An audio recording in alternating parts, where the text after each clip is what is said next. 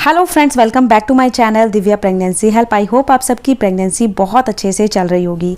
अगर आप first time मम्मा बनने वाली हैं तो ये वीडियो स्किप मत करिएगा, क्योंकि आज की वीडियो में हम बात करेंगे प्रेगनेंसी जैसे ही कंसीव होती है ऐसे कौन से काम हैं जो कि प्रेगनेंसी के दौरान नहीं करने चाहिए। बहुत ज़्यादा रिस्क वाले वो काम होते हैं, तो आपको पता होना चाहिए कि ऐसे कौन से काम हैं जो कि प्रेगनेंसी के अगर दौरान हम करते हैं तो मिस कैरेज होने का भी डर रहता है। तो उन कामों से आपने बचकर रहना है। तो चलिए फिर वीडियो को स्टार्ट कर देते हैं। चैनल पे अगर फर्स्ट टाइम विजिट कर रहे हो, पहली बार आए हो, तो प्लीज़ चैनल को ज़रूर सब्सक्राइब करिएगा, साथ ही साथ वीडियो को लाइक ज़रूर किया करें। देखिए, जैसे ही आप कंसीव करते हो ना, पूरी फैमिली को वेट होती है उस दिन की जिस दिन नन्हा मुन्ना बेबी आपका इस दुनिया में आता है ना। आपको भी होती है, साथ में आपके हस्बैंड को भी होती है। बट प्रेगनेंसी जैसे ही कंसीव करते हो तो मन में कहीं ना कहीं डर रहता है कि मेरा बच्चा बिल्कुल सुरक्षित रहे, अच्छे से डिलीवरी हो जाए। माइंड में बहुत सारे क्वेश्चंस भी होते हैं, क्या काम हमें प्रेगनेंसी के दौरान नहीं करने चाहिए।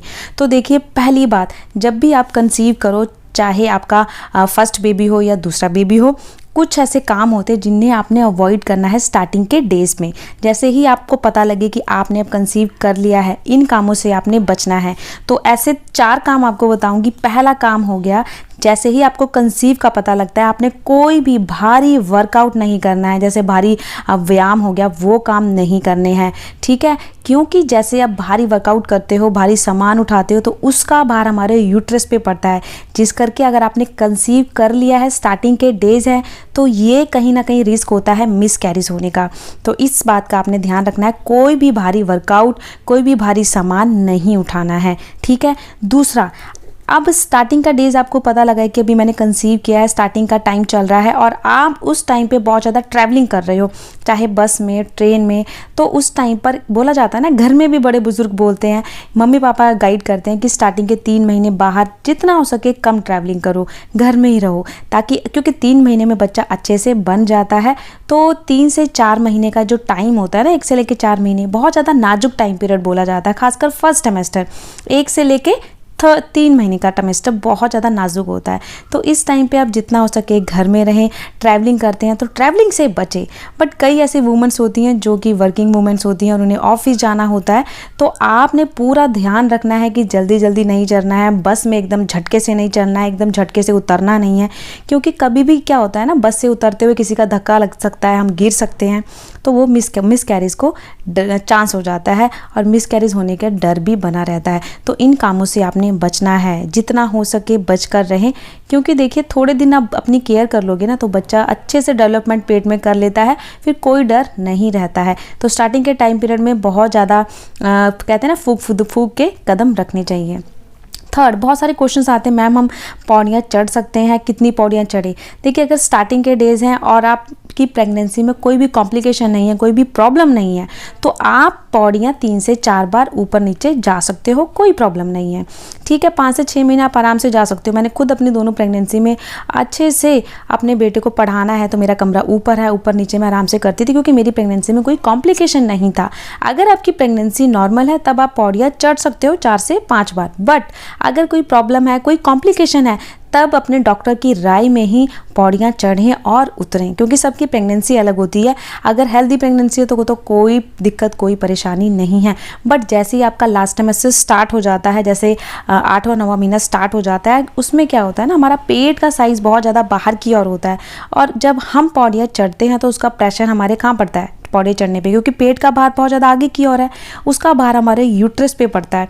तो कई बार ऐसा भी होता है ना, पैर हमारा स्लिप हो जाता है और टाइम से पहले बेबी बाहर आ जाता है, यानी कि बेबी अपना हेड डाउन कर लेता है और डॉक्टर को डिलीवरी जल्दी से करनी होती है, करनी पड़ जाती है, क्योंकि माहौल ही ऐसा बन जाता है ना। और वो बच्चा हेल्दी नहीं होता, कई बार वेट कम रहता है बच्चे का। इसीलिए अपनी प्रेगनेंसी को हेल्दी रखने के लिए ना, अगर आपका ज़्यादा जैसे पेट बाहर है, 8वां 9वां महीना चल रहा है, तो ज़्यादा पौड़ियाँ मत चढ़ें, क्योंकि थोड़ा सा ये एक डर बना रहता है कहीं आप गिरो ना।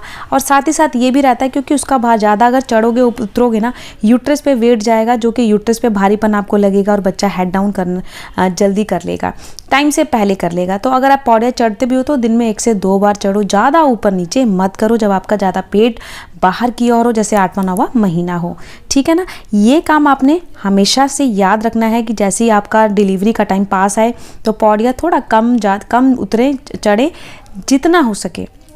चौथी चीज़ है, पूरी प्रेगनेंसी में स्टार्टिंग से एंड तक की ये बात है, लास्ट ट्राइमेस्टर तक आपने पानी भरपूर मात्रा में पीना है अपनी प्रेगनेंसी में। क्योंकि देखिए क्या होता है, आप पानी कम पीते हैं, इससे क्या होता है बॉडी में डिहाइड्रेशन की प्रॉब्लम हो जाती है, जिससे आप एक्टिव नहीं रहोगे, बॉडी डिहाइड्रेट हो जाएगी तो बच्चे को प्रॉब्लम हो जाएगी, नॉर्मल डिलीवरी होने में प्रॉब्लम होगी, जिससे डॉक्टर को सीजेरियन भी कई बार करना पड़ता है। कई महिलाएं सर्दियों में पानी पीना बिल्कुल अवॉइड कर देती हैं, गर्मी में अच्छे से पीती हैं, तो बॉडी में डिहाइड्रेशन तो होगी, क्योंकि शरीर के अंदर पानी की मात्रा तो जितनी गर्मी में चाहिए उतनी सर्दी में भी चाहिए। तो उसी अकॉर्डिंग आप पानी पिए, दिन में 10 से 12 गिलास पानी पीना ही चाहिए हर एक पर्सन को, तभी आपकी बॉडी हाइड्रेट रहेगी, डिहाइड्रेशन नहीं होगी। तो इतना बात याद रखनी है कि हमेशा आपने स्टार्टिंग के डे से टिल 9 मंथ्स तक आपने पानी अच्छे से पीना, भरपूर मात्रा में पीना है, ताकि आपको डिहाइड्रेशन ना हो। ठीक है ना। अब बात करते हैं कि जब कौन से ऐसे काम होते हैं कि अगर हम प्रेगनेंसी के दौरान करते हैं तो वो उससे हमारे देखिए डिलीवरी जो तो जल्दी हो जाती है, बट प्रॉब्लम बढ़ जाती है। ऐसे कौन से काम होते हैं जो लास्ट टाइम पे हमें नहीं करने चाहिए, बताती हूँ मैं आपको। देखिए, आपकी जब डिलीवरी पास आने वाली होती है ना, तो आपको पहली बात पीठ के बल कभी भी सोना नहीं चाहिए, यानी कि सीधा बिल्कुल ना सोएं, क्योंकि सीधा सोओगे तो आपकी जो शरीर की बड़ी नस होती है उसका सारा भार बड़ी नस पे जाएगा, जिससे आपको बैक पेन हो सकता है, और बैक पेन इतना बुरा होता है कि वो दर्द सहाय नहीं होता है।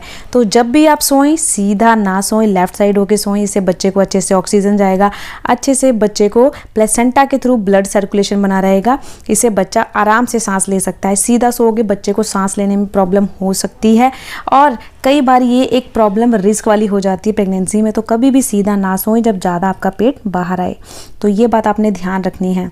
अब देखिए क्या होता है ना, वेट गेन ज़्यादा हो जाता है, क्योंकि प्रेगनेंसी में तो थोड़ा बहुत वेट सबके गेन होता है, ठीक है ना, किसी को ज़्यादा किसी को कम। तो आपकी प्रेगनेंसी का लास्ट टाइम चल रहा है और बहुत ज़्यादा भारी सामान उठा के आप लेके जा रहे हो, जैसे बाल्टी भर भर के कहीं, क्योंकि बोला जाता है घर में पोछा लगाओगे तो आपकी नॉर्मल डिलीवरी होगी, है ना। तो हम क्या करते हैं, बाल्टी भर भर के पानी से पोछा लगाने लग जाते हैं, बट उस टाइम पे आपको बहुत ध्यान रखना है, ज़्यादा भारी बाल्टी भर के नहीं उठानी है। पोछा आप मारते हो तो रूटीन बना लो कि 10 मिनट आपने पोछा मारना है बैठ के, ठीक है। अगर आपकी प्रेगनेंसी में कोई कॉम्प्लिकेशन नहीं है तो ये काम करने हैं, अगर कॉम्प्लिकेशन है तो अपने डॉक्टर की राय में ये काम करें, क्योंकि देखिए सबकी प्रेगनेंसी अलग है। मैं उनके लिए कह रही हूँ जिनकी प्रेगनेंसी नॉर्मल है, कोई कॉम्प्लिकेशन नहीं है, वो महिलाएं पोछा मार सकती हैं। 10 मिनट आप पोछा मारिए या 5 से 7 मिनट मारिए, आपके बॉडी को कंफर्टेबल लगे उतना ही आप अपने आप को काम कराएं, ज़्यादा अपने आप को, अपनी बॉडी को थका ना ले, क्योंकि कई महिलाएं बहुत ज़्यादा डट के काम करती हैं, बॉडी में थक कर चूर हो जाती हैं, फिर बाद में क्या होता है शरीर में बीपी लो हो जाता है, किसी का बीपी बढ़ जाता है, जो कि प्रेगनेंसी में ठीक नहीं है। तो इस बात का आपने ध्यान रखना है कि ज़्यादा भारी वजन प्रेगनेंसी में नहीं उठाना है, ज़्यादा टाइम तक पोछा भी नहीं मारना है, क्योंकि जब हम बैठते हैं ना पोछा लगाने के लिए तो सारे बच्चे का जो वेट होता है ना हमारे यूट्रस पे आता है, और कई बार ऐसा भी होता है कि यूट्रस पे जब वेट आता है तो बच्चा जल्दी से मूव ऑन करता है, जल्दी से अपना हेड डाउन करना शुरू कर देता है, जो कि टाइम से पहले अगर बच्चा होगा तो वो अनहेल्दी होगा। इसीलिए सिर्फ अपना डेली रूटीन में 5 से 7 मिनट आप पोछा लगा सकते हो, या कोई भी डॉक्टर की राय में अपनी एक्सरसाइज कर सकते हो, जो कि बच्चे का, जिस एक्सरसाइज से बच्चे का हेड डाउन जल्दी हो। बट अपने मन से 1-1 घंटा 2-2 घंटा अपने आप को काम कर करके थकान नहीं लेना है। तो इस बात का आपने ध्यान रखना है, ठीक है। तो आई होप आपको समझ आ गया होगा कि आपने प्रेगनेंसी के दौरान क्या क्या नहीं करना है, ताकि आपका मिसकैरेज ना हो और ना ही बच्चा टाइम से पहले हो। तो अच्छे से मैंने बारीकी से समझाने की कोशिश की है। चैनल पे अगर नए हो तो प्लीज़ चैनल को सब्सक्राइब करिएगा, साथ में वीडियो को लाइक करिएगा। तो मिलती हूँ किसी नई वीडियो में किसी नए टॉपिक के साथ, तब तक के लिए बाय बाय, टेक केयर।